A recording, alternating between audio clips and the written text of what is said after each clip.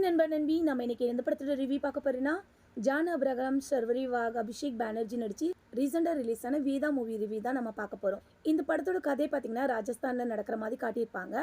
இந்த படத்தோட கதையை பார்த்தீங்கன்னா உயர்ந்த ஜாதி தாழ்ந்த ஜாதி பற்றின கதை தான். இந்த படத்தில் நம்ம ஹீரோயின் வேதாவும் பார்த்தீங்கன்னா காலேஜ் படிச்சுட்டு இருப்பாங்க. அவங்களுக்கு பார்த்தீங்கன்னா பாக்ஸிங் கற்றுக்கணும்னு ரொம்ப ஆசை இருக்கும். ஆனால் தாழ்ந்த ஜாதிங்கிறதுனால உயர்ந்த ஜாதிக்காரங்க பார்த்தீங்கன்னா அவங்கள முன்னுக்கே வர விட மாட்டாங்க.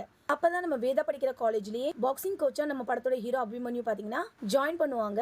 அபிமன்யும் பார்த்தீங்கன்னா ஆர்மியில் ஒரு மேஜராக இருந்திருப்பாங்க. சில பல காரணத்தால் கோர்ட் மார்ஷல் ஆனதுனால இப்போ இங்கே வந்து இந்த வேலையை பார்த்துட்டு இருப்பாங்க.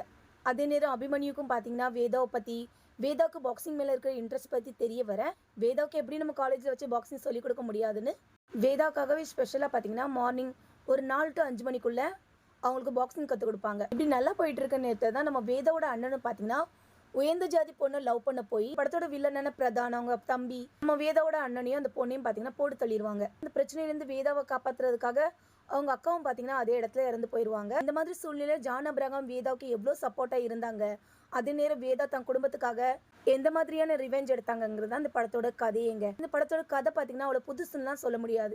ஏன்னா இப்போ உள்ள காலகட்டத்தில் உயர்ந்த ஜாதி தாழ்ந்த ஜாதிங்கிற அதெல்லாம் ரொம்ப வருஷத்துக்கு முன்னாடி அப்படிப்பட்ட படம்லாம் பார்த்தீங்கன்னா எல்லாருமே ரசித்து பார்க்குற மாதிரி இருந்துச்சு. இப்போ யாருமே அந்த மாதிரியான கதை பார்க்குறாங்களா இல்லையாங்கிற கொஞ்சம் டவுட் தான். அதே மாதிரி படத்தில் ஜான் அப்ரஹாமோட நடிப்பும் பார்த்தீங்கன்னா நல்லாவே இருந்துச்சுன்னு தான் சொல்லணும். ஜான் அப்ரஹாம் யார் என்ன ஏதுன்னு ஃப்ளாஷ்பேக்கில் காமிச்சிருக்க சீன் எல்லாமே பார்த்தீங்கன்னா அவ்வளோலாம் பெருசாக சொல்லிக்கிற மாதிரி இல்லை. அதே மாதிரி ஷர்வரியும் பார்த்தீங்கன்னா கொடுத்த கேரக்டர் சூப்பராகவே நடிச்சிருக்காங்கன்னு தான் சொல்லணும். படத்தோட கதை பார்த்தீங்கன்னா ரொம்ப ஸ்லோவாக தாங்க போகும். நமக்கே கொஞ்ச நேரம் போக போக என்னடா பண்ணுறது, படம் பார்க்கவா வேண்டாமான்னு தான் தோணும். அந்த அளவுக்கு பொறுமை இழந்து போய் தான் உட்காந்துருப்போம். படத்தோட வில்லன் அபிஷேக் பானர்ஜி பாராட்டியே ஆகணுங்க. ஏன்னா ஸ்திரீ 2ல அபிஷேக் பானர்ஜி பார்த்தீங்கன்னா அப்படியே ஒரு காமெடி பீஸாக தான் இருந்திருப்பாங்க. அவங்கள நார்மலாக பார்த்தாலே சிரிப்பாக வரும். ஆனால் இந்த படத்தில் நம்ம அபிஷேக் பானர்ஜி அவங்களாலே இப்படி ஒரு வில்லத்தனமாக நடிக்க முடியுமாங்கிறது பாராட்டக்கூடியதுங்க. நல்லா அருமையாக பண்ணியிருப்பாங்க. இனி வரப்போகிற படங்கள்ல அபிஷேக் பானர்ஜி வில்லனாக வரக்கூட சான்ஸ் இருக்குது. இந்த மூவி பார்த்தீங்கன்னா தமிழ் டப்லையும் இருக்குது. பார்க்குறவங்க தியேட்டருக்கு போய் தாராளமாக அந்த படத்தை பாருங்கள். படம் நல்லா இருந்துச்சா இல்லையான்னு கமெண்ட் பண்ணுங்கள். இந்த வீடியோ பிடிச்சிருந்தா நம்ம சேனலை மறக்காமல் சப்ஸ்கிரைப் பண்ணுங்கள். அப்புறம் கூடவே சப்போர்ட் பண்ணுங்கள்.